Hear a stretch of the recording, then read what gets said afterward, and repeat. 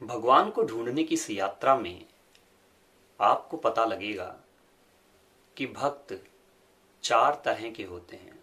वो लोग जो भगवान में मानते हैं, वो लोग जो भगवान की सत्ता को जानना चाहते हैं, वो चार तरह के भक्त होते हैं। पहला अर्थाती, दूसरा आर्त और तीसरा जिज्ञासु, चौथा प्रेमी। पहला अर्थाती भक्त, दूसरा आर्त भक्त, तीसरा जिज्ञासु भक्त और चौथा प्रेमी भक्त।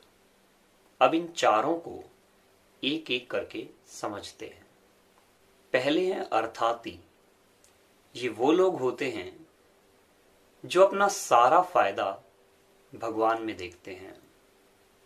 हानि लाभ, नफा नुकसान, हर एक चीज को भगवान के साथ जोड़ देते हैं और भगवान से संबंध इसीलिए रखते हैं कि अगर आपने मेरा ये काम कर दिया तो मैं आपका मंदिर बनवाऊंगा, मैं ब्राह्मणों को भोज करवा दूंगा, मैं भंडारे करूंगा, मैं जगराता करवा दूंगा, मैं कथा करवाऊंगा बहुत बड़ी। इसका मतलब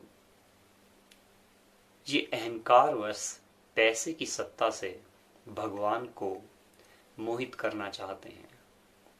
ये चाहते हैं कि भगवान मेरे सारे काम करे जो मैं अप्रत्यक्ष रूप से खुद के लिए नहीं कर सकता। दूसरे हैं आर्त। ये वो लोग होते हैं जो अपने हृदय की हर एक बात भगवान के सामने रख देते हैं और भगवान पे अपना सर्वस्व न्यौछावर करना चाहते हैं। अपनी हर एक भावना भगवान के सामने खोल कर रख देते हैं। यही वो लोग होते हैं जो अपनी जिंदगी में होने वाले हर एक चीज के लिए भगवान को जिम्मेदार ठहराते हैं। इनका कर्म से कोई लेना देना नहीं होता। इनको इस बात से कोई फर्क नहीं पड़ता कि मैं क्या कर्म कर रहा हूं। इन्हें लगता है कि पूरी जिंदगी में, मेरी इस पूरी जिंदगी में जो कुछ भी हो रहा है वो केवल और केवल भगवान की देन है। अगर मैं भगवान तक पहुंच पाता हूं तो इसमें भगवान की इच्छा, नहीं पहुंच पाता हूं तो उसमें भी भगवान की इच्छा। इसका मतलब ये वो लोग हैं जो मन के फेर में उलझे हुए रहते हैं। ये भी भगवान को मोहित करना चाहते हैं, पर मन इन्हें कर्म करने से रोक देता है।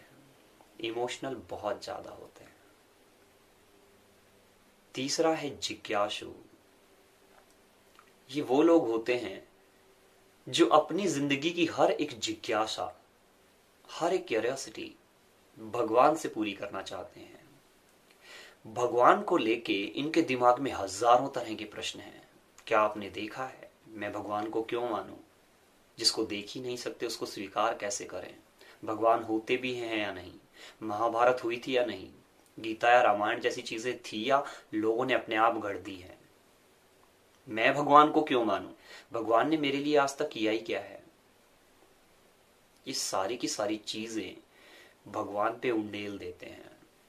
अपनी हर एक जिज्ञासा, मेरी लाइफ में ऐसा क्यों हो रहा है, मेरी लाइफ स्मूथ क्यों नहीं है, हर एक जिज्ञासा भगवान से शांत करना चाहते हैं। ऐसे लोगों में बुद्धि की प्रधानता होती है और शुरुआत में ऐसे लोग ही अधिकांशतः नास्तिक पाए जाते हैं। ये भगवान की सत्ता को जब तक स्वीकार नहीं करते जब तक इन्हें पूर्णतः ज्ञान नहीं हो जाता। और इस तरह के लोग इसी वजह से ज्ञान मार्ग ढूंढते हैं।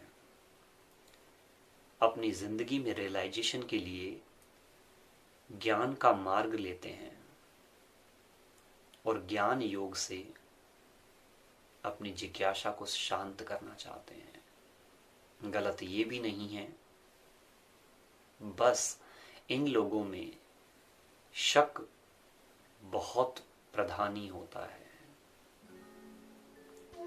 चौथे हैं प्रेमी।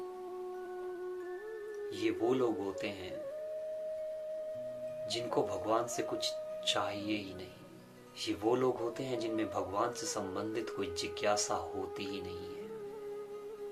ये अपनी हर एक जिज्ञासा को ये कहकर शांत कर लेते हैं कि अगर मैं इन जिज्ञासाओं को शांत कर भी लूंगा तो भी पहुंचना तो भगवान तक ही है, और अगर भगवान तक पहुंचना है तो फिर मन, बुद्धि और अहंकार से परे होकर चलता हूं।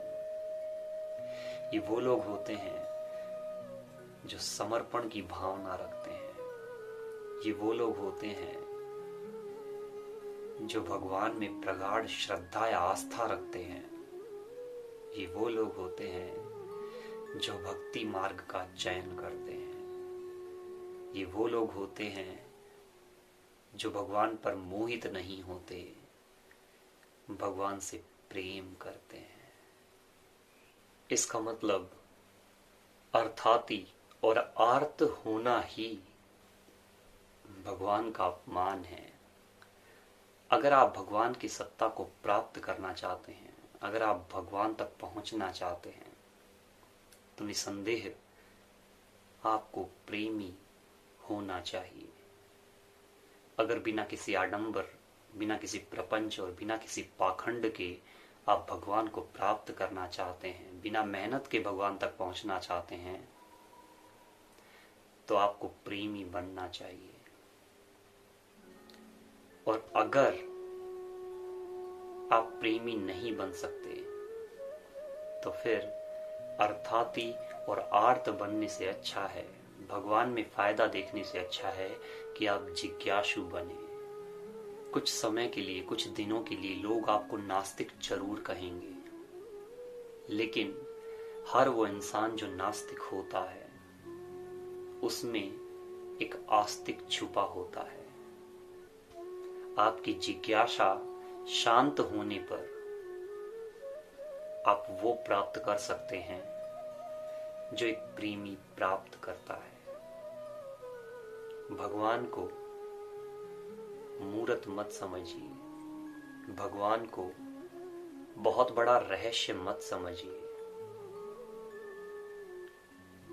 भगवान को अपना दोस्त समझिए।